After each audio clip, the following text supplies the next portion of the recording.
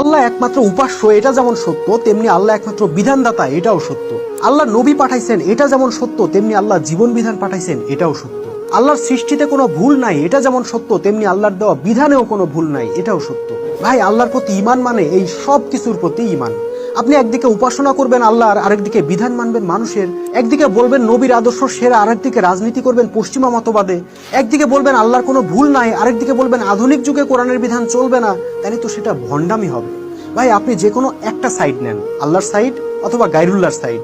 আল্লাহর সাইডে একমাত্র তারাই থাকতে পারবে যারা জীবনের সকল অঙ্গনে একমাত্র আল্লাহকেই হুকুমদাতা, বিধানদাতা, সার্বভৌমত্বের মালিক হিসেবে গ্রহণ করবে। তাদের জন্যই দুনিয়াতে আছে কল্যাণ, পরকালে জান্নাত। আর যারা দুই নৌকায় পাও দিতে চায়, যারা আল্লাহটাতেও একটু থাকতে চায় আবার ইবলিশেরটাতেও একটু থাকতে চায়, তাদের ব্যাপারে আল্লাহ বলছেন, তবে কি তোমরা কিতাবের কিছু অংশ বিশ্বাস করো আর কিছু অংশ অস্বীকার করো?